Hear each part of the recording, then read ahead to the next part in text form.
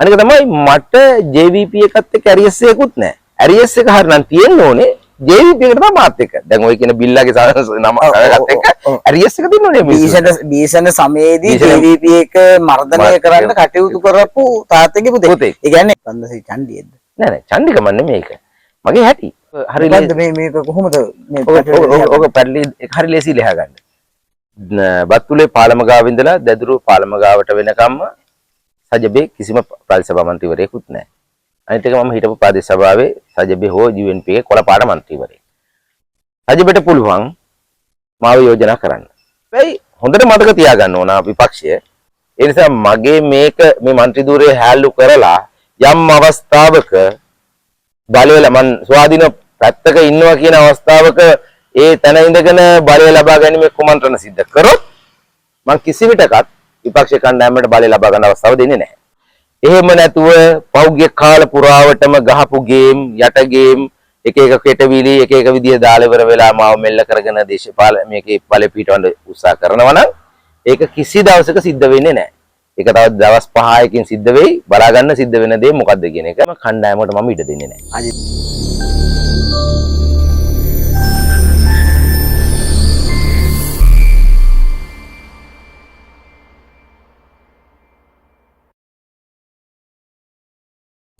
සෙවනැල්ල වරක දිගය වරක කොටය වරක තරබාරුය වරක දිරාපත්‍ය මුළු දවසේම මාවට එක එක පැතිවලට සිට ගනී. එහෙත් මම සෙවනැල්ල මෙන් වෙනස් නොවෙමි. සුබ දවසක් වේවා. එසේම වේවා. ඇත්තටම සෙවනැල්ල මෙන් වෙනස් නොවෙමිද? සමහර අවස්ථාවලදී තමයි තියෙන්නේ. කියන්නේ වෙනස් වෙන්න ඕන තැන් වල වෙනස් වෙන්න බෑ. නැත්තම් බෑනේ. අයිබෝන්.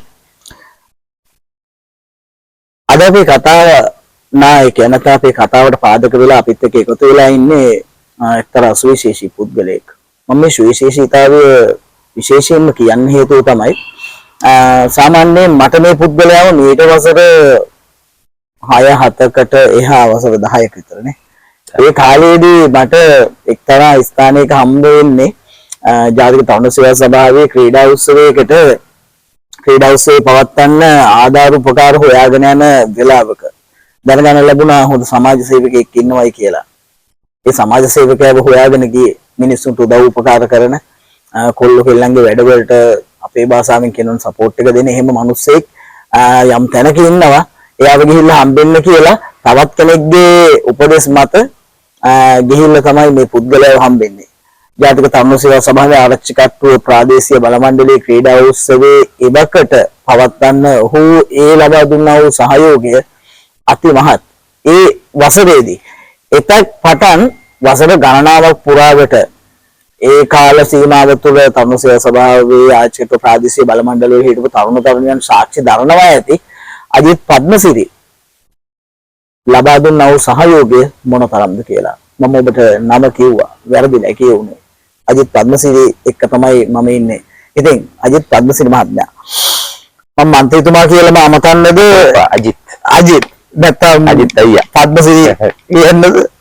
කොහොමද කොහොමද ජීවිත කතාව? මොකද්ද මේ ටිකේ මොනවද සිද්ධ වෙන්නේ? මේ ටිකේ දේශපාලන මාසෙකමාරක් විතර වෙහෙස කර එකක් ගත කරලා ඉවර වෙලා දැන් ඉතින් ව්‍යාපාර පටන් ගන්න තියෙන්නේ. එදින් දිගටම ව්‍යාපාරය කරගෙන යන්න ඕන. දේශපාලකයෙක්ද ව්‍යාපාරිකයෙක්ද? බොහෝ දුරට ව්‍යාපාරිකයෙක් වෙන්න බලාපොරොත්තු තියෙන්නේ. ව්‍යාපාරිකයෙක් වෙන්න. නමුත් පිට දෙවෙනි වතාවටත් ප්‍රාදේශ සභා මැතිවරණයට තරඟ කරලා മന്ത്രിවරයෙක් වෙන්න අවස්ථාව ලැබුණා. දැන් ගිය කාල සීමාව තුළ ප්‍රාදේශ සභාව නියෝජනය නොකළ මේ අවසාන කාල සීමාව තුළ මේ ප්‍රාදේශීය සභාව නියෝජනය නොකළේ මන්ත්‍රී ධූරය අතහැර ගියා. මන්ත්‍රී ධූරය අතහැර ගියා එක්සත් ජාතික පක්ෂ මන්ත්‍රී ධූරය අරගෙන ඊට පස්සේ සජිත් ප්‍රේමදාස මහත්මයාට සහයෝගය ලබා දෙන්න මන්ත්‍රී ධූරය අතහැර ගියා. නෑ. එහෙම දුන්නේ නෑ. මන්ත්‍රී ධූරය අතහැර යාමක් සිද්ධ වුණේ නෑ. දිගටම අවසානයේ මන්ත්‍රී ධූරය කටයුතු කරුවා. පක්ෂයේ තියෙන විනය පරීක්ෂණ තිබුණා. ඒවා ඉතින් කාලයත් එක්ක එයාලට සමහර දේවල් කරගන්න බැරුව ගියා. ඉතින් මම සමාජ සේවා කරගෙන හිටියා මිසක් ඒ දෙපැත්තම දේශපාලන සම්බන්ධයෙන් ගැටෙන්න ගියේ නෑ. ඒකත් එක්ක ඉතින් දිගටම දේශපාලන කරන් ගියා අවසන් වෙනකම්ම මම මන්ත්‍රීවරයෙක් විදිහට ආර්ජන්ට් ප්‍රසභාවේ හිටියා. කොහොමද පිට දෙවෙනි අවස්ථාවටත් ඔබතුමා മന്ത്രിවරයෙක් විදිහට දැන් මේ අවස්ථාවේ වරම් ලබාගෙන තියෙනවනේ. ඔව්. ඒ වෙනම ඒක ලොකු කතාවක් ඉතින්. කෙටියෙන් තමයි ඔක කියන්න නම් ඕනේ. ඒක ටිකක් දිග කතාවක්. මම කෙටියෙන් කියන්න ඕනේ මේ වෙලාවේ. නෑ දිගට කියන්න. ප්‍රශ්න නෑ ප්‍රශ්න නෑ කියන්න. මුලින්ම අපි සජිබේ එක්සත් ජාතිපක්ෂයේ මන්ත්‍රීවරයෙක් වෙලා ඉඳලා පස්සේ ඒ ඇතිවෙච්ච දේශපාලන වටපිටාවත් එක්ක පක්ෂ දෙකට වුණා. ඒක සජිත් මහත්මයා වෙනම පක්ෂයක් පිටව ගත්තා. අපි ඒකට උදව් කරන්න ගියා.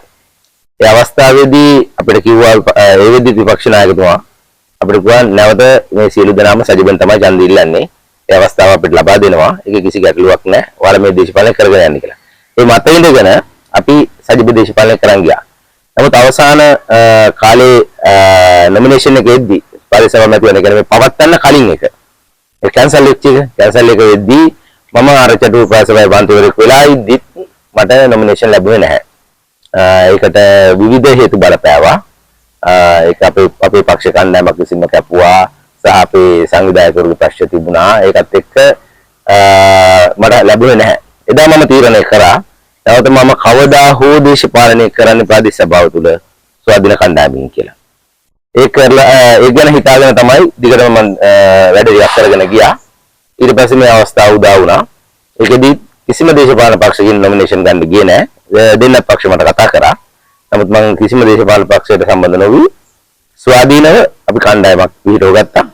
ඒකෙන් හරි අමාරුච්ච කාර්යයක් පිහිටව ගන්න කියන්නේ ඇත්තටම ID කාඩ් එකක් දෙන්න කෙනෙක් හිටියේ නැහැ. මේක ලොකු අභියෝගයක් නේ. කවුරු ස්වාධීන කණ්ඩායමකින් මම හිතන්නේ ආරච්චි ප්‍රාදේශ සභාවට තරඟ කරලා ලේසියකට ඡන්ද 300කට වැඩි ගත පුද්ගලයෝ හිටියේ නැහැ මම දන්නේ හැටි. මන්ත්‍රී බිරක් ගන්න බෑ. ඒ අවස්ථාවේදී කොච්චර හිතවත්කම් කොච්චර අපි දේශපාලනය කරත් යම් මිනිස්සු බයයි දේශපාලනයට එන්නේ. ඒ කියන්නේ ස්වාධීන කණ්ඩායමකින් ඡන්ද ඉල්ලන්නේ. මොකද හේතුව ඡන්ද ලැබෙන ප්‍රමාණයක් තියෙනවා ඡන්ද ලැබෙන්නේ නැහැ නේ ඇත්තටම. නමුත් ඒ අභියෝගය බාර අරගෙන මම අපි කණ්ඩායමක් එකතු වෙලා තරඟ කරුවා. අපේ හොඳ කණ්ඩායමකුත් හිටියා. ඉතින් ඒක තරඟ කලිවලා ඡන්ද 2041ක් ගත්තා මම. මම කියන්නේ මම නෙමෙයි අපේ කණ්ඩායම. වල සැලකුවේ ඡන්ද ප්‍රමාණයක් ලැබිලා තිබුණා. ඉතින් හොඳ ඡන්ද ප්‍රමාණයක්. ඒ කණ්ඩායමෙන් අපිට මන්ත්‍රීදුර දෙකකට යන්න අවස්ථාව තිබුණා. නමුත් අපිට ඡන්ද 49ක වගේ පොඩි ගැප් එකකින් දෙවෙනි මන්ත්‍රීදුර අපිට අහිමි වුණා. නමුත් දැන් ප්‍රාදේශ සභාව තුළ තීරක බලයේ විදිහට අපිට ඉන්න අවස්ථාව ලැබිලා තියෙනවා. අපි ඉදිරියේදී ඒ ගැන දැනට සාකච්ඡා කරමින් අවසන් තීරණ කීපයක් අරගෙන තියෙනවා. පිළිගත්තු දේශපාලන පක්ෂ සෑහෙන ප්‍රමාණයක් ප්‍රාදේශ සභා මැතිවරණයට තරඟ කරද්දී ස්වාධීන කණ්ඩායමක් හදාගෙන අර සමහරක් පිළිගත්තු දේශපාලන පක්ෂ වලට වැඩි ඡන්ද ප්‍රමාණ ලබාගෙන තියෙනවා. මොකද්ද මේ කොහොමද මේ දේ ඇත්තටම කළේ? ඒක ඇත්තටම මම ප්‍රබලව තරඟ කරා අපි කොට්ටාස කීපයකට. ඒ තරඟ කරපු හැම කොට්ටාසයකින්ම අපි දෙවෙනි ස්ථානයටපත් වුණා. ඒ කියන්නේ සමග ජන බලවේගයේ තුන්වෙනි ස්ථානයට වැටෙද්දී අපි දෙවෙනි ස්ථානයටපත් වුණා. ජනතාවේ මුක්ති පෙරමුණ NPP එක එක් තැනකදී තුන්වෙනි ස්ථානයට වැටුණා. ඒ හැමතැනම මම දෙවෙනි ස්ථානයට ඇවිල්ලා තියෙනවා. කියන්නේ උඩප්පුව, විල්පත, ඊට පස්සේ බත්තුලුවය, ආරච්චිට වෙන ප්‍රදේශ ගන්නකින් NPP එකත් සමග ජන බලවේගයත් තුන්වෙනි ස්ථානයට වැටිලා අපිට ඒ ප්‍රබලව තරඟ කරන්න පුළුවන් වෙච්ච කොටස් වල අපි ඡන්ද ප්‍රමාණය දිනාගත්තා. සාමාන්‍යයෙන් පිළිගත් දේශපාලන පක්ෂයක් වෙන එක්සත් ජාතික පක්ෂයට ලැබිලා තිබි ඡන්ද 500 ගාණක්ද 590 ගාණක් ලැබිලා තිබුණේ.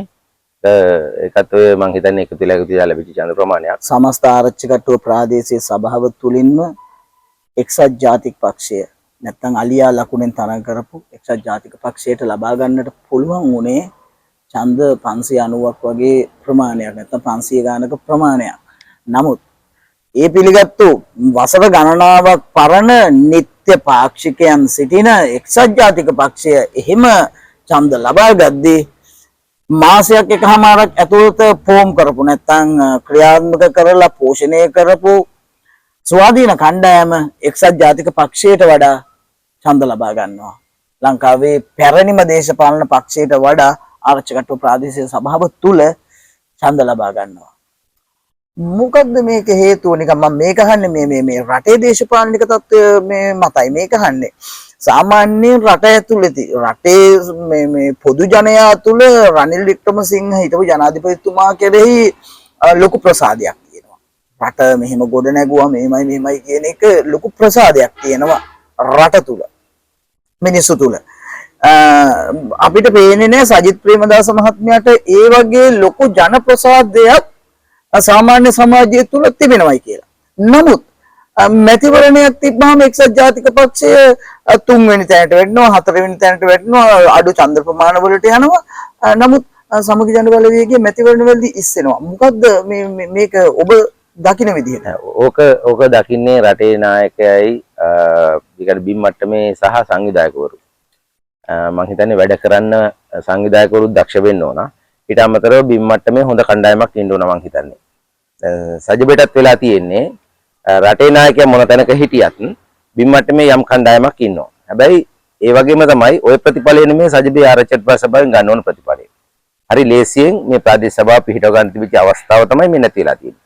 තාමත් මේ අවස්ථාව තියෙනවා. මම හිතන්නේ තාමත් ඒක නැති කරගෙන තියෙන්නේ. ඕකේ මට ස්වාධීන කණ්ඩායම දාන්න කිසි අවශ්‍යතාවයක් වෙන්නේ නැහැ.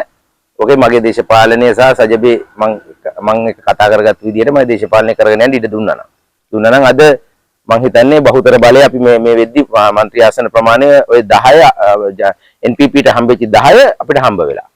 මොකද හේතුව මම බතුලුව ඡන්ද මැද කොට මෙයාක පරදින්නේ ඡන්ද 49කින්. ඒ වෙද්දි ඡන්ද 132ක් වැටලා තිබුණා සජබෙට. ඒ ඊටාම අමාරුක සජබේ ඒ ඡන්ද පාවිච්චි කරේ මිනිස්සු අර සාමාන්‍ය විදියට ගිහිල්ලා සජබෙට ඡන්ද දුණු කණ්ඩායම මිසක් තරං කරපයි දක්ෂතාවය මත නෙමෙයි. බොහෝ දිනෙක ඡන්ද ප්‍රකාශ කරේ නැහැ. මට විරුද්ධව ඡන්ද දාන්න බෑ. සජබේ අතහැරලා යන්න බෑ. ඒ කාන්දේ උඩ ඡන්ද දැමීම ප්‍රතික්ෂේප වෙලා තිබුණා. ඒක පැහැදිලිවම ඡන්ද ගණන් කරද්දී අපිට තේරුණා. අපේ පෝලිං බූත් නියෝජිතෙන් අපි අරගද්දී කවුද ඡන්ද පාවිච්චි කරන්නේ නැති කියලා අපිට තේරුණා. නමුත් ඔය කොට්ටාසේ මට දීලා සජබෙන් දාලා තියෙන අද ප්‍රාදේශීය සභාවක් විදියට ජයග්‍රහණය කරන්න තිබුණා. මම හිතන්නේ ඡන්ද පොඩි ගානකින් තමයි ඔය කට්ටිය අපි කට්ටිය එකතු වෙච්චාම NPP එක මේ උඩින් ඉන්නේ. නමුත් අපි ඔක සංවිධානය වෙලා කරන්න තිබුණා. මගේ වතුර කොට්ටාසේ තරම් කරා මමත් තව විදුහල්පතිවරයෙක් සිසිර තරම් කරා. ඉතින් අපි දෙන්නට ප්‍රාත්පුර ප්‍රදේශයේ තියෙනවා ඉතින් සමාජ සේවා කරපු හොඳ නමක් තියෙනවා. ඒ නම ඇතුලේ ප්‍රබල කොළපාට බලකොටුවක් තමයි ඔය බිඳුනේ.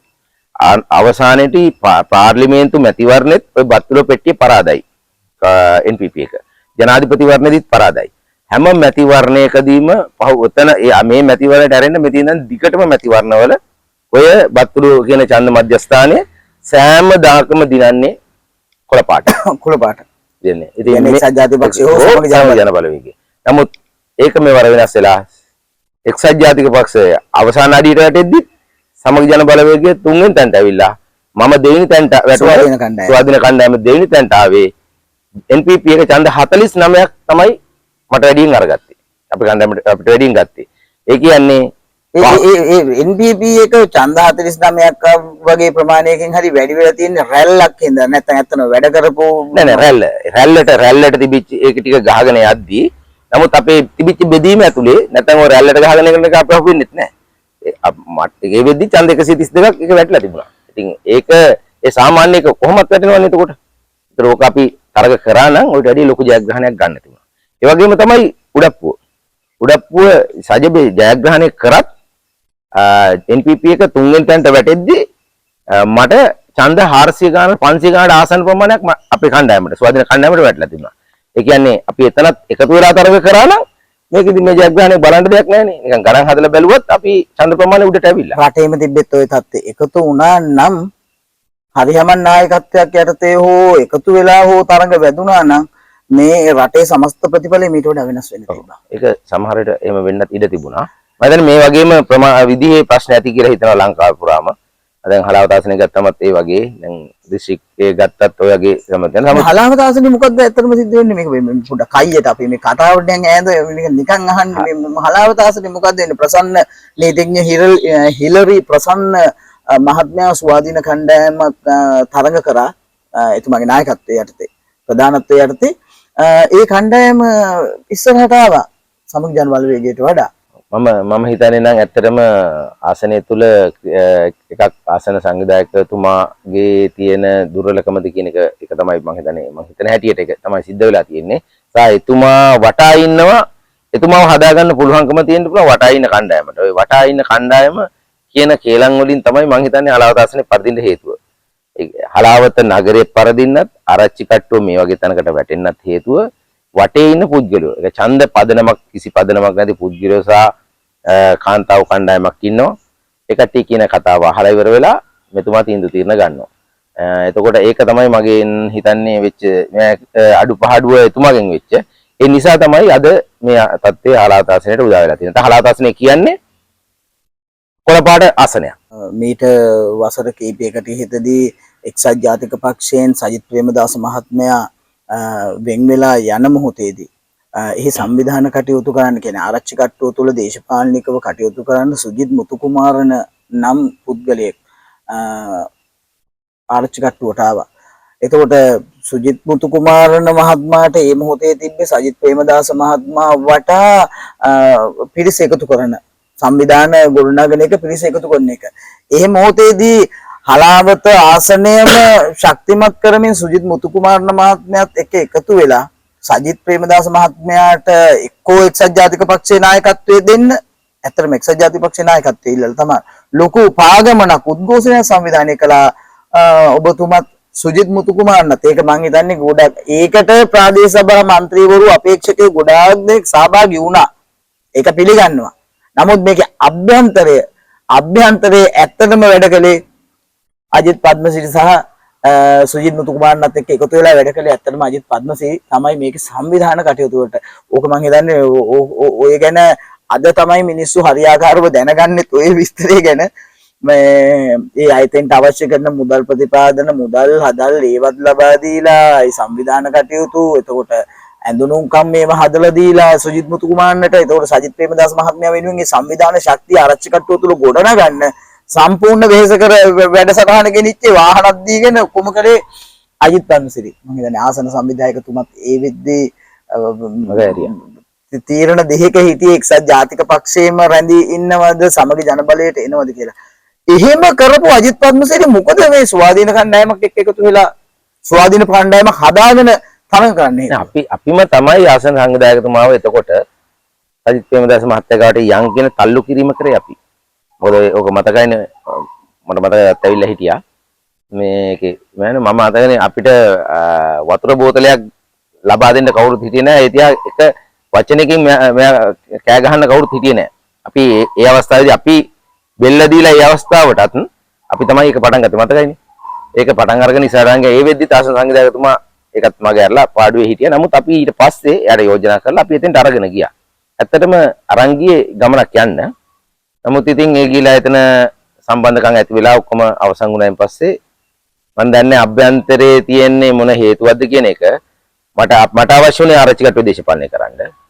නමුත් එතුමාලා හිතනවා ඇති මම වෙන දේශපාලනයක් කරන්න උත්සාහ කරනවා කියලා. මම හැමදාම ආරච්චි කට්ටුව දේශපාලනය කරන්න හිටියේ අදත් එහෙමයි හෙටත් එහෙමයි ආරච්චි කට්ටුව දේශපාලනය විතරයි මම කරන්නේ. ඒක ආරච්චි කට්ටුව දේශපාලනය කෙටියෙන් කියනවා නම් ආරච්චි කට්ටුව ප්‍රාදේශ සභාවේ සභාපති ධූරය ගන්න එක තමයි අපේ ටාගට් එක. මගේ ටාගට් එක තියෙන්නේ. මොකද සභාව ඇතුලේ වැඩක් කරගෙන මේ දේශපාලනයට සමුදීලා යන්න මොකද අපි දීර්ඝ කාලීනව දේශපාලනය කරන්න මගේ කිසිම බලාපොරොත්තුවකුත් නැහැ. මම මැදින් පයින්නවා. සභාපතිකම ගන්න සුදුසුකම් තියෙනවද? අනිවාර්යෙන්. මොනවා සුදුසුකම්? මට මම යන්නේ අධ්‍යාපන සුදුසුකම් නෙමෙයි. මට නැත්නම් සජබෙන් හරි වෙනත් කණ්ඩායමෙන් හරි දැන් ඉන්න කාටද සුදුසුකම් තියෙන්නේ කියලා මම අහන්නේ. මට ඔය තියෙන ඕන සුදුසුකම් සපුලා දෙන්න. ඒ කතාව ජනතාවට බාරයි. ඒ කතාව ජනතාවට බාරයි. මොකද අජිත් පද්මසිරි ආරච්චි කට්ටුව තුල වැඩි සමාජ සේවයක් කරලා තියෙන්නේ ජනතා සේවයක් කරලා තියෙන්නේ ඇත්තටම ප්‍රාදේශ සභා മന്ത്രിවරුන්ගෙන් නැත්නම් අපේක්ෂකයන්ගෙන් කවුද කියන ඒ කතාව ජනතාවට බාරයි. ජනතාව තීන්දුව කරන්න ඕනේ. මොකද මම පුද්ගලිකව අජිත් පද්මසිරි කියන්නේ කවුද කියන එක දන්නවා. මම පුද්ගලිකව ජනතාවත් පුද්ගලිකව දන්නවා. ඒක මං හිතන්නේ ජනතාව තීරණය කරනවා. ඒක තමයි ජනතාව තීරණය කරපු නිසා තමයි මට උච්ච ඡන්ද ප්‍රමාණයක් මයි කොට්ටාසය තුල හම්බුනේ. අදත් ගිහිල්ලා ඔය කොට්ටා මං තරං කරන ප්‍රදේශයෙන් ආපුවාම මං කවුද කියලා කියයි. මං හිතන්නේ ආරච්චි කට්ටුවම කියයි. ඔව් ආරච්චි කට්ටුවමත් කියයි. දැන් නම් ආරච්චි කට්ටුවමත් කියයි. මේ විදි තීරක බලය තියෙන ඔයගේ යතේද? තීරක බලය ඒ කියන්නේ මේ වෙද්දී මේකත් පැහැදිලි කරන්න නම් ආරච්චි කට්ටුව ප්‍රාදේශීය සභාව තුල NPP එකේ නැත්නම් ජාතික ජනබලවේගයට ආසන මන්ත්‍රී ආසන ලැබිලා තියෙනවා ප්‍රාදේශීය සභාව තුල 10ක්. එතකොට පොහොට්ටුව නියෝජනය කරන පක්ෂයට පොහොට්ටුව සලකුණ තියෙන පක්ෂයට ආසන දෙකක් ලැබිලා තියෙනවා. පොටුව නියෝජනය කරන පක්ෂයට ආසන දෙකක් ලැබිලා තියෙනවා. එක්සත් ජාතික පක්ෂයට ආසන එකක් ලැබිලා තියෙනවා. ඒත් එක්කම ස්වාධීන කණ්ඩායම ඡන්ද 2000 ගාණක් අරගෙන පොඩි ඡන්ද ප්‍රමාණයක අඩුවීමක් නිසා එක ආසනයක් ලැබිලා තියෙනවා. එතන මම නොකියුව ආසන ප්‍රමාණය තියෙන සමගි ජනබලවේගයේ 6ක් ලබාගෙන තියෙනවා. සාමාන්‍යයෙන් එකතුවක් විදිහට ගත්තාම සම්පූර්ණ 22යි නේ. ඔව් සාමාන්‍යක 21යි එන්න ඕනේ. මැතිවරණ ක්‍රමයේ අනුව මැතිවරණ ක්‍රමේදී ඔය ඡන්ද ප්‍රමාණයක් එහෙට මෙහෙට වෙනස් වෙද්දී තවත් ආසනයක් ලබා දී හැකි මට්ටමක් තියෙනවා. ඒක පළාත් පනතෙන්. පනත අනුව තමයි එක මන්ත්‍රී ධූරයක් වැඩි වුණේ. නැත්නම් 21යි. 21යි. දැන් මේ විදිහට යද්දී විපක්ෂයට සමස්ත කණ්ඩායම එකතු වුණාම විපක්ෂ කණ්ඩායමට 12ක් වෙලා තියෙනවා. ජාතික ජනබලවේගයට ආසන 10ක් හිමිලා තියෙනවා. මේ වෙද්දිත් විපක්ෂයට සම්පූර්ණ හැකියාව තියෙනවා ප්‍රාදේශීය සභාවේ බලය පිහිටවන්න. නමුත් නායකත්වය දෙන්නේ කාටද? නායකත්වයේ දිය යුත්තේ හොඳ සමාජ සේවකයෙක්ට නැත්නම් ජනතා සේවකයෙක්ට. එතකොට ඒ සම්බන්ධව නායකත්වය දෙන්නේ කාටද කියන එක විපක්ෂය තීරණය නොකිරීම තුල හැලහැප්පීම් තියෙනවා තාම විපක්ෂය තුල. ඒ හින්දා තාම හරි කෙනෙක්ව තෝරාපත් කරගෙන එකඟතාවයකට ඇවිල්ලා නැහැ. මෙන්න මේ හේතුව නිසා මෙතනින් එකක් විපක්ෂයෙන් එකක් ජාතික ජනබලවේගයට උදව් කළොත් සම තත්ත්වයකට එනවා. එහෙම වුණොත් ටොස් එකකට යන්න වෙන්නේ. එහෙම වුණොත් ටොස් එකකට යන්න වෙනවා. ඒ විදිහ අවස්ථාවකින් තමයි සභාපතිවරයාව වරයා හෝ වරියව තෝරා ගන්නට සිද්ධ වෙන්නේ. ඔන්න ඕම තත්ත්වයක් තමයි ආරච්චි කට්ටුව ප්‍රාදේශීය සභාව තුළ ඉක්ුත් මැතිවරණයේ ලැබුණු ප්‍රතිඵලත් එක්ක නිර්මාණය වෙලා තියෙන්නේ. මොකක් කතාවක් යනවා අජිත් පද්මසිරි ලක්ෂ ගානකට NPP එකට විකිණෙන්න යනවා කියලා. ඔක මම බිහිලුවක් නෙමෙයි ඇත්ත කතා ප්‍රාදේශීය සභාවේ ඔයා නෙමෙයි මටත් ඔක ආරංචියක් ආවනේ. මම ටෙලිෆෝන් කෝල කී දෙනෙක් ඇහුවද? මගේ account එකට දාලා තියෙනවා අපිට බලන්න කියලා මම කිව්ව කට්ටියට. ඔකේ එයා තියෙන ඡන්දෙට කලින් සජිබෙන් අරන් ගියා කතාවක් නෑ මේ ගිහිලා NPP එකට උදව් කරනවා කියලා. NPP එකෙන් කතාවක් අරන් ගියා නෑ මේ දිනලා යන්නේ සජිබෙට සහයෝගය දක්වන්න කියන එක. ওই විදිහට දිගට දෙපැත්තට මඩ ප්‍රචාර අරන් ගියා. ඊට පස්සේ අපි එකටත් මුණ දුන්නා. ඒ නිසා සමහර ඡන්ද කැඩෙන්නත් ඇති නෑ කියන්නේ නැහැ. ඒකටත් මුණ දුන්නා. දැන් ඉතින් අර යනවා මුදල් වලට මේ මෙයා ගන්න මම දන්නේ නැහැ. ඉතින් අපි එක සාකච්ඡා කරනවා. NPP එකත් සාකච්ඡා කරනවා. පොහොට්ටුවත් කතා කරලා තිනවා. මට ශ්‍රී ලංකාවේත් කතා කරලා තිනවා. එක්සත් ජාතික පක්ෂයෙන් අපි නිකන් කතා බහ කරලා තියෙනවා. සමගි ජනබලයෙන් කතා කළාද? නෑ. සමගි ජනබලයෙන් ප්‍රාදේශීය සභාවල බලය පිහිටුවීම සම්බන්ධ කාරණාව මේ බාරව තියෙන්නේ මම හිතන්නේ හෙක්ට අප්පුහාමි මෙතුමාට කතා කළාද? නෑ. සජබෙන් තාම කිසිවෙක් කතා කරේ නැහැ. මෙච්චර උදව් උපකාර කරපු පක්ෂයේ නම ආරච්චි කට්ටුව තුල පැල්පදියම් කරන්න තරුණ හදවත් තුල පැල්පදියම් කරන්න තරුණ කණ්ඩායම් එක්ක එකතු වෙලා වැඩ කරපු කොට්ටාස වලට මම මේ කියන්නේ මේ ආණ්ඩුවේ සල්ලි වලින්වත් නෙමෙයි යහපාලන ආණ්ඩුවේ සල්ලි වලින් නෙමෙයි මේ පාරවල වලට තාර දාලා හදන එකවත් කාණු කපපු එකවත් නෙමෙයි අතේ සල්ලි වලින් මිනිස්සුන්ට සෑහෙන වැඩ කළා. එහෙම මිනිස්සෙක් එක්ක වචනයක්වත් තාම කතා කළේ නැද්ද? නෑ. ඒවත් දේශපාලන අවශ්‍යතාවනේ. එයාලගේ දේශපාලන අවශ්‍යතාව තියෙනවා. දැන් මගේ මම චරිතය ගත්තාම මම සාමාන්‍යයෙන් ප්‍රාදේශ සභාව ඇතුලේ පහුගිය කාල සීමාව තුලත් වැරදි නම් අපි පත් කරන ඡන්දෙ දුන්න සභාපතිවරයාට විරුද්ධව ආයෙත් ඡන්ද ප්‍රකාශ කරගන්න මම පාවිච්චි කරා. ඒ වෙනුවෙන් සභාපතිවරයා අවසාන කාලේ මට තරහ වෙලත් හිටියා. හැබැයි වැරදි කියන තැන මම ඕන තැනක ඉන්නවා. ඉතින් මට මාව සාමාන්‍යයෙන්ම හරි දෙයක් එක දේශපාලනය කරගෙන යන්න පුළුවන් මාත් එක්ක. මට අනවශ්‍ය බලපෑම් කරගෙන දේශපාලනය කරගෙන යන්න බෑ කාටවත්. ඒක මම පක්ෂ දේශපාලනය කරත් නැත පක්ෂ දේශපාලනයෙන් මාව ඉවත් කරත් මම කරන්නේ හරි දේශපාලනය. NPP එකට උදව් කරනවද? තාම එහෙම තීරණ කරලා නැහැ. පට බැඳුණු නමක් සම්බන්ධව ඇහුවට කමක් නැද්ද? ප්‍රශ්න නැහැ. බිල්ලගේ පුතා කියන්නේ? ඒක මේලා අපේ ගොඩක් හොඳයි. මට ඔක විස්තර ඉවර කරගන්න තියෙනවා. ඔක කාරණයක් තිබුණා. මොකද ඉවර කරගන්න ගියේ නෑ මේක ආරච්චි කට්ටිය මිනිස්සු හොඳට ආගන්න. මේ අජිත් පද්මසිරි නැත්නම් අජිත් අයියට මේ බිල්ලගේ පුතා කියලා කියනවා. බිල්ලගේ පුතා කිය තමයි මඩ ගැහැව්වේ. ඒක NPP එකෙන් කාලයක් තිස්සේ මඩ ගැහැව්වා. ඊට පස්සේ තමන්ගේම පක්ෂ තමන්ගේම මේ සහෝදර අපේක්ෂකයොත් මඩ ගහන්න ගත්තා. මේක මඩක්ද මොකක්ද බිල්ලගේ පුතා කියන්නේ ඇත්තටම? ඔක මුලින්ම JVP එකෙන් එළියට ආවා කියන කතාව නෙමෙයි මම විශ්වාස කරන්නේ. JVP එකේ කණ්ඩායමේ ඒ කියන්නේ JP 103 පල්ලෙහා මට්ටමේ ඉන්නවනේ දැන් කාලයක් දේශපාලනය කරු වයසට ගිය කට්ටිය. ඒ කට්ටිය නෙමෙයි ඔක එළියට ආවේ. එයාලගේ දරුවන්ගෙන් සමහර අවස්ථාවලදී එළියට ආවා. ඊට පස්සේ ඔක ඇත්තටම කරේ තියන් ගියේ අපේම පක්ෂේ මාත් එක්කම දේශපාලනය කරපු මගේම ළඟ හිටපු සහෝදර මන්ත්‍රීවරු සහ සහෝදර එක ළඟ ආශ්‍රය කරපු කණ්ඩායම. ඒ කණ්ඩායම තමයි ඔක අරගෙන ගියේ. ඇත්ත කතාව ඔය බිල්ලගේ පුතා කියන කතාව හරි නියම කතාව. ඔක නියමයි. අපු එක. මැත්තර ස්තුතියි ඔයාට ඔකම ගමන් ඇහුවට. ඔක එද්දා උනේ වෙන්නේ ඔය බිල්ලගේ පුතා ඇත්තට බිල්ලා කියන්නේ ඔය බිල්ලා කියන එකට උත්තරේ දෙන්න ඕනේ. බිල්ලා කියන්නේ ජනතා විමුක්ති පෙරමුණේ සමාජිකයෝ පාව දුන්න පුද්ගලයාට. ඔව්. හරිද? එතකොට බිල්ලා පක්ෂයේ සිටින්මින් පක්ෂයේ සමාජිකයන්ව පාව දුන්න පුද්ගලයාට. එතකොට ලාල්කාන්ත ඇමතිවරයාත් දැන් කියනවානේ ට්‍රාන්ස්ෆෝමර් ගිනි තිබ්බා. අපි ආර කරා ඒ දේශපාලන කාලය තුල අරක කරා මේක කරා කියනවානේ. එතකොට ඒකට මර්ධනය කරන්න ඒවකට ආණ්ඩුව විසින් යම් කණ්ඩායම් පත් කරලා තිබුණා. ඒක මේක ප්‍රසිද්ධ රහසක් නේ. ඒක නිකන් නොරහසක් නෙමෙයිනේ. එතකොට එයාලා ගිනි තියද්දි මෙයාලා මර්ධනය කරන කණ්ඩායම් තිබුණා. ඔය කණ්ඩායම් මර්ධනය කරන එක යුනිට් එක තැනක අපේ අපච්චිත් හිටියා. ඒ කියන්නේ එක කණ්ඩායමක් නියෝජනය කරා.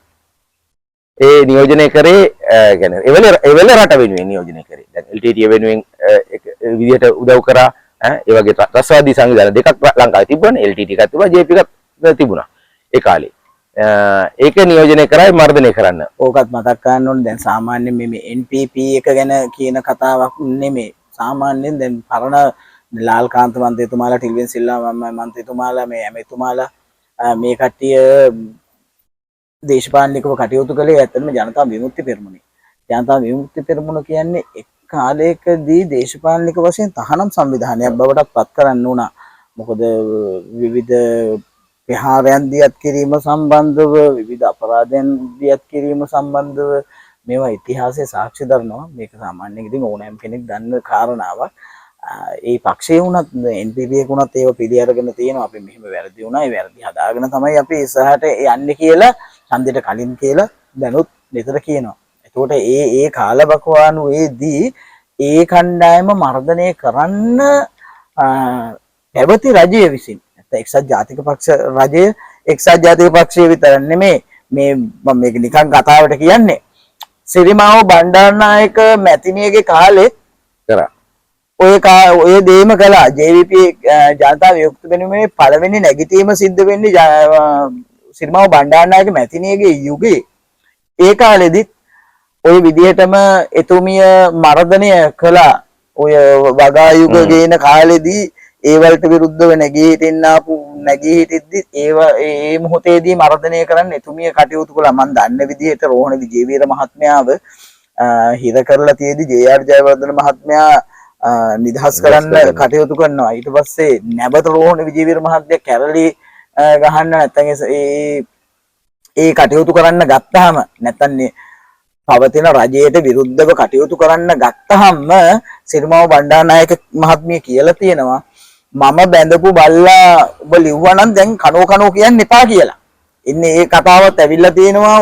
එන්නේ එහෙම කතාවක් කියලා තියෙනවා ඔය කියන කායේදී. ආයේ ඔබතුමාට විස්තරය. එතකොට ඒ වෙලාවේ එක කණ්ඩායමක අපේ අපච්චි හිටියා. ඉතින් කාලේ ඇති මටත් ඒක අවුරුදු 8ක් 9ක් වගේ කාලයක්. මටත් අර මතකයේ තියෙනවා එහෙම තියෙනවා යම් ප්‍රමාණ සිද්ධීන් තියෙනවා. ඒ කියන්නේ අපි ඉස්සරහා ඝාතනය වෙලා තිබිච්ච ඒවා, ඒ කියන්නේ ග්‍රාමසේවක මහත්තුරු ඝාතනය වුණා. ඊට පස්සේ ආමි පොලිසිය යුද හමුදාලා ඝාතනය වෙනවා. ග්‍රාමසේවක මහත්තයෙක් ඝාතනය වෙන එක නම් අපි ඉදිරිපිටම වෙච්චිනවා. පාදිසභා මන්ත්‍රීවරයෙක් මගේ යාළුවගේ අසේලගේ තාත්තා ඝාතනය වෙද්දි මට ලාවට මතකයි මේ ඝාතනය වෙනවා. ග්‍රාම සේවක මහත්තයා ඝාතනය වෙන්නේ අපි ඉස්සරහමයි. ඒ ඉරිදා දවස්වල තමයි ඔය ඝාතන රැළ කියන්නේ ඉරිදාට තමයි ඔය ඝාතන සිද්ධ කරන්නේ. ඒ එක් අවස්ථාවක ඔය ඝාතන සිද්ධ කරමින් යද්දී මෙයාට නවත්ත ගන්න අවශ්‍යතාවයක් ආණ්ඩුවට පවතිනවා. ඒ නිසා අල්ල ගන්න ජනතා විමුක්ති පෙරමුණේ කවුරු හෝ සමාජිකයෙක් එවලි. අල්ලගෙන ගෙනල්ලා ප්‍රශ්න කරනවනේ කට්ටිය. ඔය ප්‍රශ්න කරන අතරතුරේ තමයි ටිකින් ටික කෙනා එක එකනා ආයේ නැවත අත්අඩංගුවට ගැනීම සිද්ධ කරන්නේ. හැබැයි අත්අඩංගුවට ගැනීම සිද්ධ කරත් සමහර කට්ටියව මූණෙන් අඳුරනවා වුණාට කාගේ කවුද කින්න මන්ද කියන්නේ අඳුරන්නේ නැහැ. ඉස්සර ඔය අනිවාර්යයෙන්ම ජනතා විමුක්ති පෙරමුණේ කණ්ඩායම එළියේ හිටියා ඔය සෙනග ගැවසෙන අවස්ථාන් වල ඒ වගේ ස්ථානවල පොළවල් වල අනිවාර්යෙන් ඉන්නවා. ඒ කියන්නේ ඝාතනයක් සැලසුම් කරලා ඉන්නවා කවුරු හෝ ඝාතනය කරන්න. එහෙම නැත්නම් තවත් වෙන විදියට ඔත්තු බලනවා හරි ඒවා බලමින් ඉන්නවා. ඔය අවස්ථාවේදී ඔය අත්අඩංගුවේ ඉන්න පුද්ගලයෝ ගෙනල්ලා මම නම් වශයෙන් දන්නවා. ආරච්චි කට්ටුවෙත් ඉන්නවා නියම බිල්ලෝ ආරච්චි කට්ටුවේ ඉන්නවා. මම නම් කියන්නේ නැහැ ඒක හොඳ නැහැ මොකද බිල්ලාගේ පුතා මට කිව්වට සමහර ඒ පුතාලා දන්නේ නැහැ තාත්තා බිල්ලා කියලා. ඒ කියන්නේ ඔරිජිනල් බිල්ල පුතාලා වෙනම දැන්ටත් ඉන්නවා. ඒ බිල්ලගේ පුතාලා හොඳට බිස්නස් කරගෙන ඉන්නවා. හැබැයි තාමත් පුතා දන්නේ තාත්තා ඇත්තටම බිල්ලද කියලා. සමහර පුතු දන්නවා ඇති. දැනටත් මට නම් වශයෙන් කියන්න පුළුවන් ඔරිජිනල් බිල්ලෝ ඉන්නවා. ඒ කට්ටියව ගෙනල්ලා අර ගෝණියක් වගේ එකක් දාලා තමයි වාහනයක් අස්සේ තියන්නේ. ඔය වාහනයක් අස්සේ තියෙන අවස්ථාවේදී JVP එකේ කවුරුහරි සන්නදේවලේ යන එක්කෙනෙක් දැක්ක ගමන් අර මූණට අල්ල මෙහෙම පෙන්නනවා. පෙන්නපුවාම ඕකේ යා නැත්නම් නෑ කියනවා. ඉන්නවනම් එයා දුරනවා මෙහෙම කරනවා. ওই විදිහට තමයි අන්න අනිත් සමාජික ටික අල්ලගන්නේ. ඒ කියන්නේ එක එක කාලවලදී එක එක විදිහට තමයි පුද්ගලයා අත්අඩංගුවට ගන්න සිද්ධ වෙන්නේ. ඒ යුගයේ. දැන් නම් ඊට තාක්ෂණය තියෙනවනේ. ඔව් සුදු යන්නේ. ඔව්. ඒ දැන් එක එක විදිහට තියෙනවනේ. නමුත් ඒ වෙලේ එහෙම තමයි අත්අඩංගුවට ගන්නෙ. එතකොට මං බිල්ලගේ පුතා නම් මගේ තාත්තා අපච්චි ජනතා විමුක්ති පෙරමුණේ ත්‍රස්තවාදී සංවිධානයේ නායකයෙක් කියලා ඉන්න ඕන. එතකොට එයා එහෙම වෙලා හිටියේ නෑනේ. එයා හිටියේ පවතින රජයේ කණ්ඩායමක එයා හිටියේ. මේක මාර්ගණය කරනවා කියලා. තාත්තා තන්නේ වචනෙන්ම කියනවා නම් සුපිරි UMP කාරයෙක්. ඔව්. තනි අලියෙක්. එතකොට එයා ජනතා විමුක්ති පෙරමුණේ සමාජිකයෙක් නෙමෙයි. එතකොට බිල්ලා කියන වචනේ යොදා ගන්න බෑ කොහොමද? බිල්ලා කියලා වචනේ යොදාගන්නේ මට විරුද්ධව මගේ කණ්ඩායම. නැතුව බිල්ලා වෙන්න විදිහක් නැහැ. අපච්චි බිල්ලා නම් එයා JVP කෙනෙක් වෙන්න ඕන. එන්න අපච්චි බිල්ලා නෙමෙයි. ඒක බිල්ලා ඉන්න ඕන තරම්. මම දැන් සෝමන් අමරසිංහ කියන්නේ මං හිතන්නේ හැටියට බිල්ලෙක්. හරිද? ඒ වගේ ජනතා විමුක්ති පෙරමුණේ ඔය කැරල්ලට අහුවෙලා ජීවත් වෙලා ඉන්නවනම් ජීවත් වෙලා ඉන්න අයගෙන් 180ක් බිල්ලෝ. අපේ ප්‍රදේශයේ ජීවත් වෙලා ඉන්න කණ්ඩායමේ 180ක් බිල්ලෝ. මම පැහැදිලිවම බිල්ලෝ කවුද මේ බිල්ලාගේ පුතා මේ ඒ බිල්ලාගේ පුතා මම ඔක කියන්නේ නැහැ. අරයා බිල්ලා අරයාගේ පුතා මම දන්නවා සමහර කට්ටිය තමන්ගේ ජීවිත බේරන් ඉන්න පාව දුන්නේ කවද කියලා. ඒ කියන්නේ තමන්ගේම අනිත් සහෝදරවරු එයාලා එහෙමම අමෝම පාව දුන්නා. ඒ පාව දීපුවා මම ඇත්තටම හොඳට දන්නවා. දන්නවා කියන්නේ මට තේරෙන වයසේ මම ඒක යම් ප්‍රමාණයක් දැකලා තියෙනවා. ඒ හින්දා ඔය බිල්ලාගේ පුතා කියන ප්‍රශ්නේ මට අදාළ ප්‍රශ්නයක් නෙමෙයි. මම හරි කැමතියි ඔක කියනවා මොකද හේතුව දැන් මට හොඳ කතා බලන්න මට මේ මෑතකදී මම ගියා මල ගෙදරක. යද්දි බිල්ලා වෙච්ච මාමා කෙනෙක්. ඒ කාලේ වයසින්ද බිල්ලා වෙච්ච මාමා කෙනෙක් හම්බුණා. ඒතකොට ඒක වැත්තන්ගේ පැත්තේ මල ගෙදර කිව්වොත් ඒතකොට ඒ කවුද කියලා මේ දැනගන්න නිසා මම කියන්නේ නැහැ. අත්තන්ගේ පැත්තේ මල ගෙදරකට ගිය වෙලාවේ නා කොහොමද පුතේ කියද්දි මං කිව්වා හොඳයි. ඔයාලා ඒ කාලේ කරපුවා මගේ පිටින් එනවා කියලා කිව්වා. යාට වීලෝඩ කියන්නේ වීලෝඩ. මෙයාගේ නෙමෙයි. ඔව් පුතේ මට තරංචි මේ එහෙම අපුතේ මේ උඹලා තාත්තා බිල්ලෙක් නෙමෙයිනේ බං කියලා. මං කෝ ඒතර බිල්ලෝ කවුද? බිල්ලෝ බං අපිනේ කිව්වා. එහෙමම කිව්වා. බිල්ලෝ බං අපිනේ කියලා. මං කෝ ඒ සිද්ධිය මං දන්නවා. දැන් මමත් ඔක කීප දෙනෙකුට කිව්වලු ඕක නෙමෙයි කතාව. මං කෝක නිර්මාණය කරේ අපේ කණ්ඩායම. මේ මිනිස්සු ඔය ප්‍රචාරය වනේ මිනිස්සු බිල්ල කවුද බිල්ල නැති එක කවුද බිල්ලට බිල්ල කියන්නේ ඇයි කියලාවත් දන්නේ නැහැ. එහෙම ඒ තරකේ ප්‍රශ්නේ විද්ද ගන්නවත් දන්නේ නැහැ. ඒක කියන්නේ මට ඔය බිල්ලගේ පුතා කියන කතාව මට කියන්න එනවනම් මට ආවොත් ඉන්න කට්ටිය කවුද බිල්ලෝ පුද්ගලිකව ඇහුවොත් මගෙන් කියන්න පුළුවන් කවුද බිල්ලා කියලා. ඒ බිල්ලගේ පුතා කවුද කියන්න පුළුවන්. ඒ කියන්නේ මට කියන්න පුළුවන් කවුරු හරි ආවොත් ඇයිලා මම ආවොත් හරි උඹනේ ඔයා නෙමෙයි නම් බිල්ලාගේ පුතා වන් නෙමෙයි නම් කවුද බිල්ලාගේ පුතා කිව්වොත් මං කියන්නම් බිල්ලාගේ පුතා කවුද කියන එක. හරි. එතකොට එච්චර දෙයක් කරපු NPP එකට උදව් කරයිද? නැත්නම් ඊළඟ මෙහිම අවසන් වශයෙන් මේ කතාව අපි සාකච්ඡාව නතර කරනවා නැත්නම් අපි පොඩි කයිය නතර කරනවා මේ ඉක්මනට. එහෙම කරපු NPP එකට උදව් කරයිද? එහෙම උදව් කරනවා නම් උදව් කරන්න හේතුව මොකක්ද? එහෙම නැත්නම් එකතු වුණොත් එසේ එකතු වෙන්න හේතුව මොකක්ද? අමතක කරන්න එපා මම මේක අහන්න හේතුව. 2000ක් ඡන්ද 2000කට වැඩි ප්‍රමාණයක් ගත්තා. ඡන්ද 2000කට වැඩි ප්‍රමාණයක් කියන්නේ ඡන්දයක් කියන්නේ මිනිස්සෙක් නැත්තම් බලාපොරොත්තුවක්. බලාපොරොත්තු 2000ක් එකතු කරගත්ත ස්වාධීන කණ්ඩායමක නායකයෙක්. එතකොට මේ බලාපොරොත්තු 2000 වෙනුවෙන් යමක් කරන්න ඕනේ. අනිවාර්යයෙන්. එතකොට එහෙම කරන්න නම් බලයේ තියෙන පක්ෂයක් එක්ක එකතු වෙන්නත් වෙනවා. එක පැත්තකින් නැත්නම් පුද්ගලිකව උදව් උපකාර කරන්න වෙනවා. මං කියන්නේ මේ පුද්ගලිකව මිනිසුන්ට උදව් කරන එක නෙමෙයි. ගමකට රාජ්‍ය සභාවට සේවය කරන්න වෙනවා. එතකොට මොකක් මෙන්න මේ දේ මේ පැටලවිල්ල ලියා ගන්න නම් බලයේ තියෙන කණ්ඩායමක් එක්ක එක්කෝ එකතු වෙන්න වෙනවා. නැත්නම් යම් සහාය දීමක් කරන්න වෙනවා. නෑ ඕක හරි මේක කොහොමද මේ ඕක පැටලි හරි ලේසි ලියා ගන්න. බත්තුලේ පාලම ගාව ඉඳලා දැදුරු පාලම ගාවට වෙනකම්ම සජබේ කිසිම ප්‍රාදේශ සභා මන්ත්‍රීවරයෙකුත් නැහැ. අනිත් එක මම හිටපු ප්‍රාදේශ සභාවේ සජබේ හෝ UNP එකේ කොළපාට මන්ත්‍රීවරයෙක්. සජබේට පුළුවන් මාව යෝජනා කරන්න. එතකොට 12ක් ඉන්නවා විපක්ෂේ. මං හිතන්නේ අනිත් කණ්ඩායම් විරුද්ධ වෙයි. විරුද්ධ වුණත් ඒක ගැටලුවක් නැහැ පක්ෂ මතනේ. සජබේට විරුද්ධ වෙන්න බෑ කණ්ඩායමට පක්ෂයක් තියෙනවා. පක්ෂ මතයට එකඟ වෙන්න. අනිත් ඒවාට පක්ෂ තියෙනවා. ඒ කට්ටිය කැමති NPP එක මේකේ බලය පිහිටවන්නේ නැතුව වෙන කණ්ඩායම් බලය පිහිටවනවට. හරිද? ඒක උදාහරණයක් කියනවා නම් විපක්ෂෙන් කවුරු හරි විපක්ෂික. ඒක සමහර මතයක් තියෙනවා ප්‍රභාකරන් මේකේ හිටියත් කමන්නේ NPP එකේ නැතුව කියන එක. ඒ තැන ඉඳලා මාව ගෙනල්ලා ඔක කරන් යන්න පුළුවන්. ඕනනම් වසර දෙකකට හෝ ඒ කාල සීමාවකට කරන් යන්න පුළුවන්. එසේත් නැත්නම් NPP එක බලය පිහිටවන්න පුළුවන් මේ තියෙන තත්ත්වයට උඩ මේ බෙදීම් අතරේ NPP එකට ප්‍රශ්නයක් නැහැ බලය පිහිටවන්න. ඒතර මට ස්වාධීන වෙන්න පුළුවන්. හැබැයි හොඳට මතක තියාගන්න ඕන විපක්ෂය මගේ තියෙන මගේ මම මිනිස්සුන්ට සේවය කරන්න දෙනවානේ මට ඡන්දය දුන්නා බලාපොරොත්තු ගානක් තියාගෙන මිනිස්සු. ඒ කියන්නේ අපි දෙයක් කරයි කියලා. මොකද මම කරලා පෙන්නපු මිනිහෙක් නිසා. එහෙනම් මට ඒ දේ කරන්න ඕන මිනිස්සුන්ට. මොකද මට නිකම්ම මෙතනලා ඉන්න බෑ. ඒ නිසා මගේ මේ മന്ത്രി ධූරයේ හැල්ලු කරලා යම් අවස්ථාවක බලය මන් ස්වාධීන පැත්තක ඉන්නවා කියන අවස්ථාවක ඒ තැන ඉඳගෙන බලය ලබා ගැනීම කුමන්ත්‍රණ සිද්ධ කරොත් මම කිසි විටකත් විපක්ෂ කණ්ඩායමට බලය ලබා ගන්න අවස්ථාව දෙන්නේ නැහැ. හරිද? ඒ වගේම තමයි තමත් විපක්ෂයේ කණ්ඩායම් වලින් නම් යෝජනා කරලා තව උපසභාපති තනතුරු තියෙනවා. ඒ තනතුරු වලට අපි ජීවිතයේ දේශපාලනයේ වැඩි කාලයක් හැප්පිච්ච සහ හැප්පුණ දේශපාලන කණ්ඩායම් දෙකක් අතරනේ. UNP එකයි ශ්‍රී ලංකා එකයි. ඔහොට්ටුවයි UNP එක. ඔහොමනේ හැප්පුණේ. එතකොට ඒ හැප්පිච්ච කඳවුරු වලට ඒ කඳවුරු වලට ගිහිල්ලා උපසභාපතිකන් සභාපතිකන් දීලා ඉවර වෙලා එහෙම මේ අපෙන් ඡන්දය ගන්න බලාපොරොත්තුවක් තියෙනවනම් ඒක වෙන්නේ නැහැ. අනික තමයි මට JVP එකත් එක්ක ඇරියස් එකකුත් නැහැ. ඇරියස් එක හරිනම් තියෙන්න ඕනේ JVP එකට තමයි මාත් එක්ක. දැන් ඔය කියන බිල්ලාගේ නම කරගත්ත එක ඇරියස් එක දෙන්න ඕනේ. බීසන සමයේදී JVP එක මර්ධනය කරන්න කටයුතු කරපු තාත්තගේ පුතේ. ඒ කියන්නේ රජයේ පැත්ත ඒවකට තිබ්බ රජයේ පැත්ත අරගෙන වැඩ කරපු තාත්තගේ පුතේ. එතකොට ඇරියස් එක JVP එකට තියෙනවනේ අපිත් එක්ක. අපිට JVP එක මොකක්ද තියෙන ඇරියස් එක.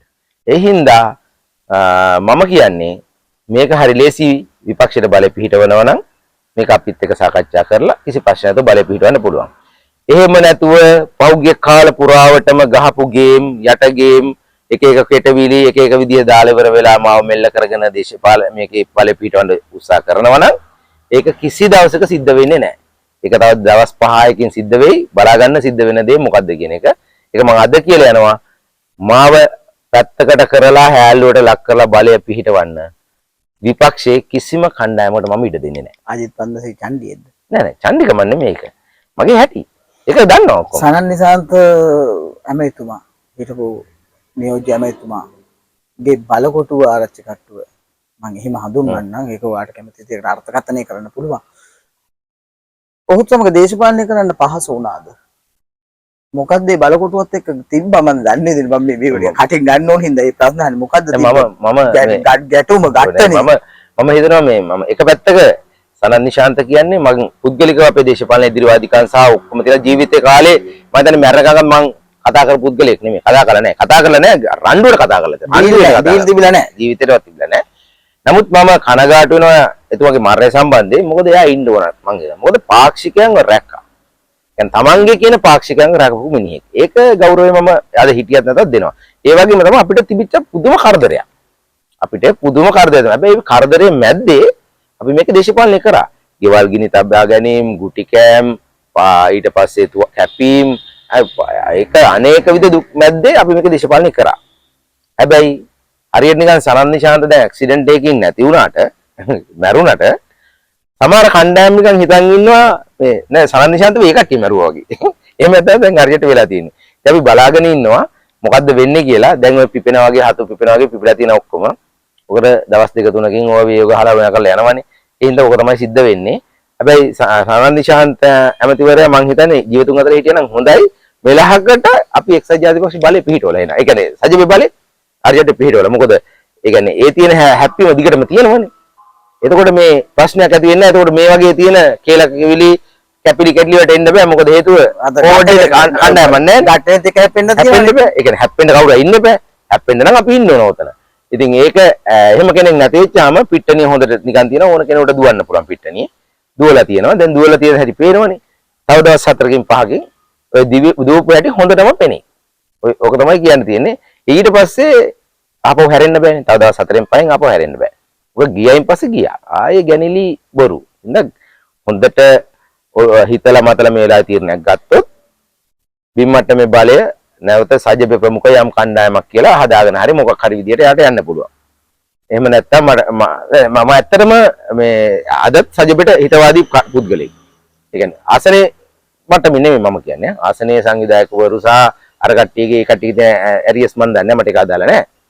මවුත් සජිබේට අදත් ඒ කොළපාට ලයින් එකට කැමති පුද්ගලෙක් මම. හරිද? එහෙනම් මට කොළපාට ඡන්ද තමයි 80ක් ලැබුණේ ආ. ඒක පැහැදිලිව මතක ගන්න බොහොම මම විශේෂයෙන්ම ස්තුති කරන්නත් උනා මගේ ජනතාවට සහ මගේ කණ්ඩායමට. අන්තිමේටම හරිද? මේ මට ලැබුණේ 80%ක්ම ওই ඡන්ද ප්‍රමාණය. සහ ඊට පස්සේ ඊටු ටික තමයි හිතවත්කම ඡන්ද ලැබුණේ. එහෙනම් මම දැන් මේ මිනිස්සුන්ට වැඩ කරන්න ඕන.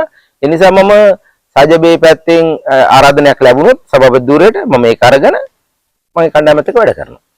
එහෙම නැතුව ගියොත් නොසලකා හැරියොත් සභාව වෙන දාට බලා ගන්න මොකද වෙන්නේ කියන එක.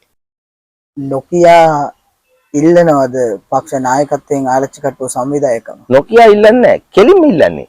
ආරච්චි කට්ටුව. ආරච්චි කට්ටුවේ සභාපති ධූරය දෙන්න කියලා කෙලින්ම ඉල්ලන්නේ. නොකියා ඉල්ලන්නේ නැහැ. ඒකට හලාවත ආසනේ දෙකඩ වෙනවා. එහෙමද?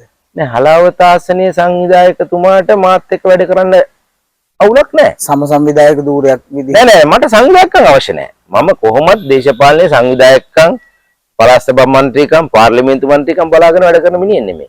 මට ඕන ආරච්චි කට්ටුවේ ඉපදිච්ච ගමට මොකක් හරි සේවයක් කරලා මම දැන් ඒක පොඩක් ඇඟේ ඇවිල්ලා තියෙනනේ මට. ඒක කරලා ඉවර වෙලා මට මේ දේශපාලන ගමන ඉවර කරන්න සමහර විට ඒක මම හරියටම දන්නේ නැහැ. මේ අවසාන අපේ දේශපාලන මැතිවරණ වෙන්නත් පුළුවන්. ආරච්චි කට්ටුව කණ්ඩායම් නායකත්වය. ආරච්චි කට්ටුව කණ්ඩායම් නායකත්වය සජිතේ. ඔව්. ඒක තමයි ඉල්ලන්නේ. සභාවේ සභාපතිකම. එහෙම වුණොත් ආසන සංවිධායකතුමාව තව තවත් ශක්තිමත් කරමින් හරි ඉන ආසන සංවිධායක කෙනෙක්ව ශක්තිමත් කරමින් හරි ආරච්චි කට්ටුව පාක්ෂික ජනතාව ශක්තිමත් කරලා තව තවත් පාක්ෂික ජනතාව එක්කව කරගැනීමේ හැකියාව මම දන්න විදිහට ඔබතුමාට තියෙනවා. ඔච්චරයි කතා කරන්න තියෙන්නේ. මම හිතන්නේ හැමදේම හැවුවා. හිතේ තිබ්බ හැමදේම කිව්වද? තව එකක් කියන්න තියෙනවා. තව තියෙනවා. හිතේ තියෙනවා මම කියන්නේ නැහැ මෙතන. අපි හිතේ තියෙන ඒවා මේ දින කීපෙන් පස්සේ ඊගාව එකකින් අපි මේ වෙන දේ තියෙනවනේ. වෙන දේ හොඳට වුණොත් හොඳයි. නරකට වුණොත් වෙච්ච දේ කියන්න පුළුවන්. ස්තුති කරන්න පුළුවන්. ඡන්ද දුන්නු ජනතාවට ඡන්ද 2000ක් මාස එකමාරෙන් ගත ඡන්ද 2000ක් ලංකාවේ පැරණිම දේශපාලන පක්ෂයේ ආරච්චි කට්ටුව ප්‍රාදේශ සභාව තුල පරාජය කරමින් සමහර විට පොහොට්ටු පක්ෂයට පුටුව ලකුණෙන් සමගවදුන් නිදහස් පක්ෂයේ සියලු කාණ්ඩායම් පරාද වුණා මගේ මං අප්‍රබල අපි හිටපු තැන්වලදී. ඒවට අභියෝග කරන්න පුළුවන් වුණා මාස එකමාරකේ. විශේෂයෙන්ම මම ස්තුතිවන්ත වෙන්න ඕන මගේ කණ්ඩායමටත්. ඒ කියන්නේ 24 දෙනාගේ කණ්ඩායම සහ මගේ ඊටාම සමීපව ළඟින් ශක්තිමත් වුණා විශාල පිරිසක්. ඒ වගේම හොඳ හයියට හිටිය කොල්ල සෙට් එකක් අපිට හිටියා. ඒ කට්ටියට විශේෂයෙන්ම ස්තුතිවන්ත වෙන්න ඕන. ඒ වගේම ඡන්ද 2000කට වැඩි ප්‍රමාණයක් අපේ කණ්ඩායම වෙනුවෙන් පාවිච්චි කරපු ආරච්චිත්තු ප්‍රදේශයේ සියලුම සහෝදර ජනතාවට මම ස්තුතිවන්ත වෙනවා. ඒ වගේම මම මේ ප්‍රාදේශ සභාව තුළ මන්ත්‍රීවරයෙක් විදියට හිටියා හෝ නොසිටියා මේ බොහෝ දුරට මම ප්‍රාදේශ සභාව තුළ මන්ත්‍රී දුර දැරීමේ ලොකු මෙයක් නැහැ මට ආසාවක්. හිටියා හෝ නොසිටියා මට ලැබුණේ ඡන්ද වෙනුවෙන් නැවත ප්‍රාදේශ සභා මැතිවරණයක් එනතුරු මගේ කාර්යභාරය මම ආරච්චිත්තු ප්‍රදේශයේ පුරා වෙන ජනතාවට ඉෂ්ට කරනවා. බොහොම ස්තුතියි මාව විශ්වාස කරලා සහ අපේ කණ්ඩායම විශ්වාස කරලා ඡන්ද 2000කට වැඩි ඡන්ද සංඛ්‍යාවක් අපිට ලබා දුන්නට ඔබ සියලු දෙනාටම අනේක වාරයක් ස්තුතිවන්ත වෙනවා මම මේ අවස්ථාවේ. ඉස්සරහටත් අර පොත් බෙදා දීම වගේ දේවල් දැනටත් මම ගෙදර ගෙනාපු මම මැතිවරණ නීතිය උල්ලංඝනය වෙයි කියන එන්ද බෙද්දි නැති පරිගණක එකක් මට ලැබුණේ NPP සහෝදරයෙක්ගෙන්ම පිටරට ඉන්න ලැබිච්ච කම්පියුටර් ප්‍රමාණයක් මම ගාව තියෙනවා. එයාත් එක්කත් සාකච්ඡා කරලා මම මේ ප්‍රදේශයේ පාසල් හෝ පිරිවෙන් වලට ඉදිරියේදී පරිගණක ඒකක ප්‍රමාණයක් ලබා දෙන්න බලාපොරොත්තු වෙනවා. ඒ වගේම තමයි ඔය මට මේ ලයිට් දාන්න මේ ප්‍රාදේශ සභාවේ ලයිට් ඕනේ නැහැ. මම සෝලා කම්පැනියක් තියෙන IT කෙනෙක්. ඒ වගේම තමයි මම සෝලා ගැන හොඳට දන්න පුද්ගලෙක්. මට ඔය බංගදිනේ ඔයා යන ඉස්සරහ හන්දියෙත් දැන් අවුරුදු 8කට 10කට වැඩි ඔය මම ගහලා ඔය ලයිට් ටික තාමත් හොඳට පස් වෙනවා. අදටත් හොඳට වැඩ. බංගදිනේ ත්‍රිවිල් පාර්ක් එකෙන් ප්‍රාදේශ සභාවෙන් හින්ද කියන්නේ ප්‍රාදේශ සභාව නියෝජනය වෙන හින්දා මේ කතා වෙන කියන්නේ බංගදිනේ ත්‍රිවිල් පාර්ක් එකෙන් අදටත් ස්තුතිවන්ත වෙනවා. ඒත් එක්කම ත්‍රිවිල් පාර්ක් එකටත් එතනට ලයිට් එකක් දාලා ඒ වැඩ ටිකක් කරලා දෙන්න කියලා ත්‍රිවිල් පාර්ක් එකෙන් නිතරම ඉල්ලීම කරනවා. අනිවාර්යයෙන්ම මම ඉදිරියේදී ඔය රජයේ විදුලි බල මණ්ඩලයෙන් විදුලිය අවශ්‍ය නැහැ. මට සෝලාර් ලයිට් ගේන්න පුළුවන්. මම ඉදිරියේදී ආරච්චිකට්ටුව ප්‍රදේශයේ ඒ අඳුරු පාරවල් අඳුරු තැම්පු ඒවා අවුරුදු 5 මගේ අවුරුදු කාල සීමාව ඇතුළත සම්පූර්ණයෙන්ම මේ මන්මාවත් වලට මම ප්ලෑන් එකක් හදලා තියෙනවා. ඒවා සියල්ල මම නොමිලේ සියලු දෙනාටම ඒක ලබා දෙනවා කියලා පොරොන්දු වෙනවා මේ වෙලාවේ. එහෙනම් අද දවසේ අපේ වැඩසටහන නිමාවට පත් කරන්නයි සූදානම් වෙන්නේ. මාත් එක්ක අද කතා කළේ මගේ ජීවිතේ මේ පුත්තලම් දිස්ත්‍රික්කයේ ASCII මම දැක්ක විශිෂ්ටතම සමාජ සේවකයා. ඒක මේ අජිත් පද්මසිරි මං ඉස්සරහා ඉන්න කමට කියන දෙයක් නෙමෙයි. අවුරුදු 14ක් පුරාවට තරුණ සේවා සභාව නියෝජනය කරමින් ආරච්චිකට්ටුව ප්‍රාදේශීය බල මණ්ඩලයේ සංවිධායකවරයෙක් විදිහට අවුරුදු 14කට වැඩි කාලයක් මම කටයුතු කළා. මගේ ජීවිතේ මට හම්බෙච්ච විශිෂ්ටතම සමාජ සේවකයා. ඉතින් ඒ සමාජ සේවකයා දෙවෙනි වරටත් මේ වෙද්දි ප්‍රාදේශීය සභාවට සුදුසුකම් ලැබලා තියෙනවා. එතනින් එහාට යන්න කියලා ලොකු අදහසකුත් නැහැ. නමුත් මිනිස්සුන්ට කැමති නම් එතනින් එහාට අරගෙන යන්න පුළුවන්. ඉතින් ඒ සමාජ සේවකයාත් එක්ක තමයි අපි කතා කළේ. මේ වැඩසටහන ෂෙයා කරන්න, මේක අවසාන වෙනකම් බැලුවා නම් තමයි මේ වචන ටික අහන්න හම්බෙන්නේ. මේක ෂෙයා කරන්න, කමෙන්ට් එකක් දාන්න අමතක කරන්න එපා. ඒත් එක්කම අජිත් පද්මසිරි එක්ක පක්ෂ ભેදයක් නැතුව එකතු වෙන්න. මොකද පක්ෂ ભેදයක් නැතුව මිනිස්සුත් එක්ක හිටපු මිනිස්සෙක්, මිනිස්සුත් එක්ක ඉන්න මිනිස්සෙක්. ඒකෙන්ද එකතු වෙලා ඉන්න කියලා මතක් කරනවා. කතාව පටන් ගද්දී කවියක් කිව්වා මතක නම්. මොකද විනාඩි 30ක් 35කට වැඩි කාලයක් ගිහින් තියෙන හින්දා. කතාව පටන් ගද්දී කිව්ව කවිය උපුටා ගත්තේ ලින්ටන් සේමගේ විශිෂ්ට රංග වේදියාගේ කන අපි පොතෙන්. මම මේ වැඩසටහන නිමාවට පත් කරන්නත් සූදානම් වෙන්නේ කන අපේම කවි පොතේ පුංචි කවියකින්. මේකේ මාතෘකාව යොදලා තියෙන්නේ මාතෘකාව ඔබ ළඟ. මිනිස්සු එක එක පැතිවලට හැරි නිදා ගනිති. නැගිට සීලු දෙනාම වැඩ නොකොට මිය යති. අපිට එක එක අතට හැරිලා නිදා ගන්න පුළුවන්. නමුත් මේ රටක් වශයෙන්, ගමක් වශයෙන්, ප්‍රාදේශීය සභාවක් වශයෙන් අපිට ඉස්සරහට යන්න නම් එක අතට හැරිලා නිදාගත්තු අපි එකට එකතු වෙලා වැඩ කළ යුතුයි. නැත්තම් වැඩක් කරන්නේ නැතුව, වැඩක් කරපු නැති කණ්ඩායමක් විදිහට නිකරුණේ මැරිලා යන්න සිද්ධ වෙනවා කාලය අගය යෑමේ.